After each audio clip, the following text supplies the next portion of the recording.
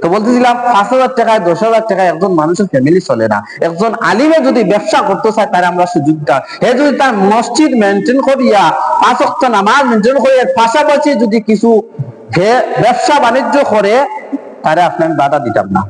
আমরা মাইন্ড পরিবর্তন করতে হবে। সমাজের মানুষরা চিন্তা করে কিনা ইমাম সাহেব ইমামতিও করে লিতা, ব্যবসাও করে লিতা, হলতা খাই লিতা ইমাম সাহেব। তোমার যদি 20,000 টাকা 50,000 টাকা তোমার ফ্যামিলিত লাগে, তাহলে ইমাম সাহেব লাগে না? না, ইমাম সাহেব আটকাও নাই, ইমাম সাহেব খানা পিনা কোনটা লাগে না, ইমাম সাহেব লাগেনি। এটা ইমাম সাহেব কোনো কিছু দরকার নাই। দেখো ইমাম সাহেব যদি রাস্তা আমাকে আটিয়া যায়, এবার স্পিডে আটিয়া গেল, দেখছো নি খার করার পরে খাইয়া ঢোকা আটের গিলা দেখায়নি, দেখরা নি খার 3 বেলা খাই ইমাম সাহেব গিলা আটে, এবার অস্তে যদি আটিয়া যায়, দেখো ইমাম সাহেব লেজি দেখো আটে দেখো মুজাদা এলাকার মধ্যে খাওয়াই না আমরা, ইমাম সাহেব আটে দেখো। আচ্ছা এখন বুঝা, ইমাম সাহেব ঘুরতে আটলে সমস্যা, আর আসতে আটলে সমস্যা। এখন ইমাম সাহেব যাইতে কয়, এর কারণে বাংলাদেশের আলিম উলামা বেশিরভাগ লড়তে পারে না। কেন যাবেন নি? বাংলাদেশে আলিম উলামা বেশিরভাগ সচ্ছল নাই।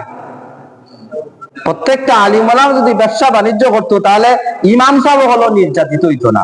অনেক জায়গাতে ইমাম সাহেব হল নির্যাতিত, তার ক্যাপাসিটি নাই লড়ার মতন, ব্যবসা বাণিজ্য করার মতন ক্যাপাসিটি নাই। এটাও মানুষের যদি থাকতো যে আমি 5 মাস 6 মাস 1 বছর ইমামতি না হলে আমি চলতাম, মিলা ক্যাপাসিটি আছে নাই, নিচেদি হল্লা দিয়ে বইতে হবো। এটা একটা অন্যায়। অন্যায় করা, অন্যায় মেনে নিয়ে অপরাধ।